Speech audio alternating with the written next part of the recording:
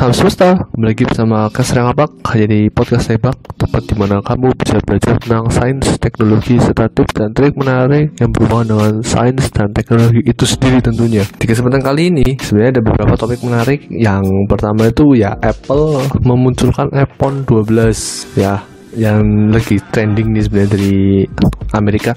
BTW, saya sebagai caster juga pakainya trendingnya Amerika ya, nggak pernah Indonesia ya. Kenapa demikian? Karena Indonesia termasuknya itu cukup terlambat untuk melihat tren baru. Ya, itu seperti itu salah satunya. Bahkan Samsung Galaxy S20 FE yang khusus itu juga lagi trending banget sih di mana-mana. Masuk di Indonesia juga ada trending. Dan ada salah satu yang menarik juga itu ya, bintang sepak bola Cristiano Ronaldo terkena positif COVID gitu loh. Ya, itu deh. Tapi yang akhirnya saya jadikan finalisasi adalah kita akan belajar tentang tanggal 13 Oktober yang dimana rekaman ini saya lakukan itu diperingati sebagai hari No Bra Day. Ya mungkin ini sedikit gimana ya, caster juga sedikit malu sih sebenarnya, cuma nggak apa-apa, ini kan kita akan belajar No Bra Day ya. No Bra Day itu kalau dari bahasa harfiahnya diterjemahkan ya tidak menggunakan pakaian dalam untuk wanita, terutama itu yang atas. Kenapa tanggal 13 itu sebenarnya dulu sejarahnya itu ya karena peringati dari orang Kanada kalau nggak salah tahun 2011 itu untuk membantu mengkampanyekan para wanita melawan permasalahan kanker pada payudara ya. Nah, tapi di tahun 2020 ini ketika saya melihat hashtagnya itu banyak sekali orang-orang yang salah mengartikan kejadian ini. Jadi itu malah ngeposting hal-hal yang kurang senonoh, tapi ya itulah Twitter lebih bebas dibanding lainnya. Tapi yang ingin saya katakan di sini lah, kita akan belajar dulu sejarah dan tujuannya itu loh. Karena ini benar-benar gimana ya? Ya ini kan kita sebagai pria juga ya harus menghargai wanita juga gitu loh.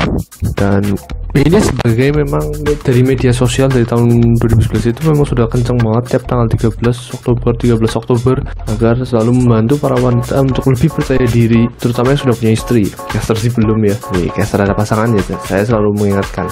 Bukan itu, tapi gimana ya?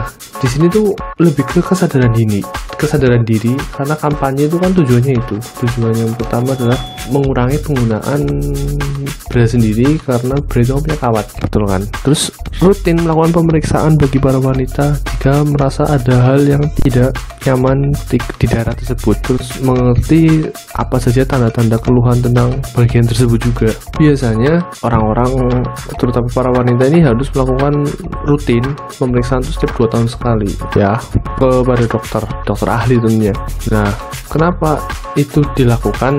Ya tentu aja pertama itu mengingatkan bahwa wanita itu perlu bebas, wanita itu nggak harus menggunakan itu, dan wanita itu boleh tidak menggunakan itu dalam sehari itu, karena ya itulah harfiahnya. Karena kan permasalahan tentang kanker payudara pada wanita itu semakin tahun semakin tinggi dan harus rutin diberantas. Ketahuilah dulu gejala kanker payudara.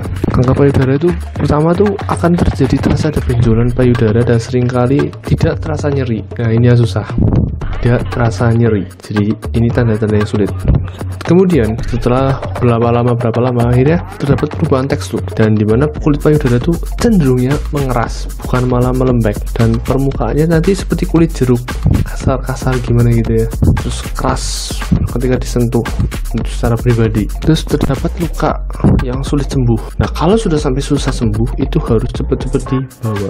Terus yang terakhir itu bisa sampai keluar cairan di kulit. Nah untuk beberapa kasus juga ada terdapat cekungan ataupun ya intinya tanda-tanda gejala gitulah. Dan yang terpenting itu memang sebagai wanita itu harus sadar terhadap kondisi dirinya sendiri, karena ya itu kan area sensitif, jadi kita kan nggak bisa tahu ya kalau itu kan hanya pribadi masing-masing gitu.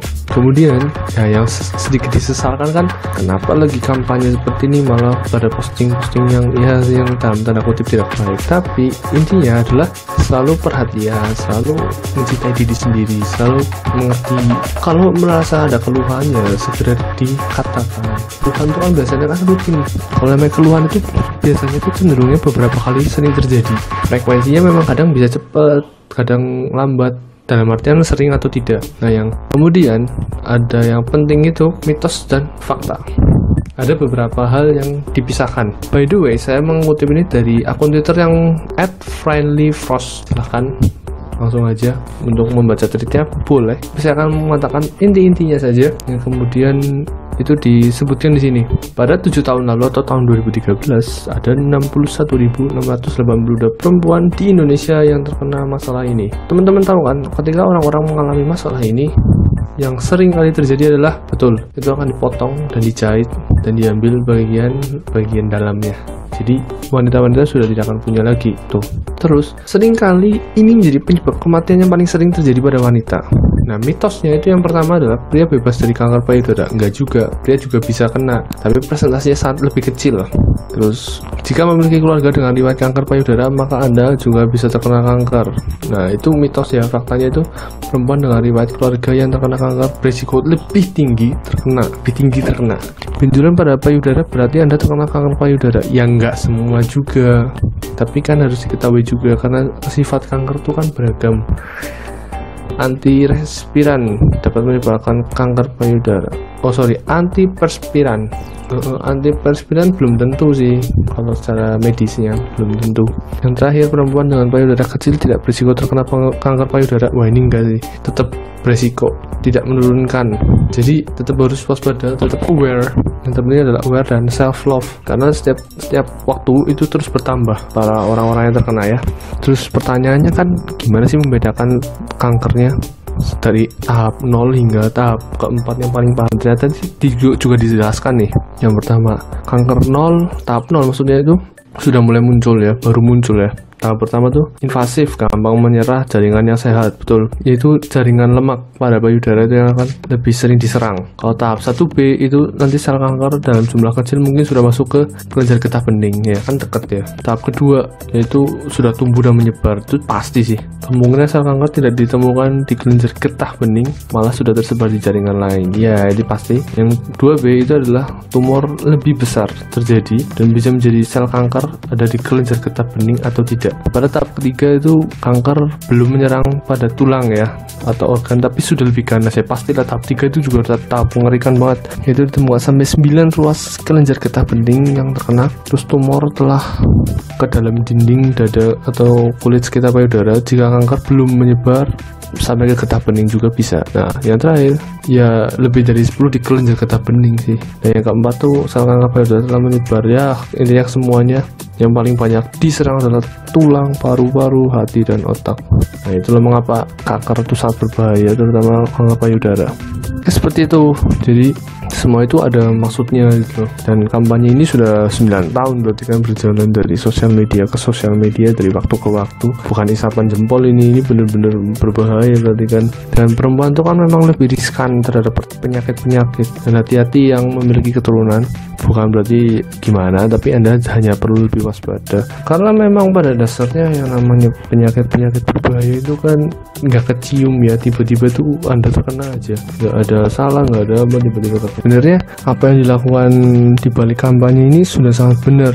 Kenapa benar? Pertama, mengingatkan, itu jelas mengingatkan. Yang kedua, mengedukasi, karena orang banyak banget yang tidak tahu akan hal ini.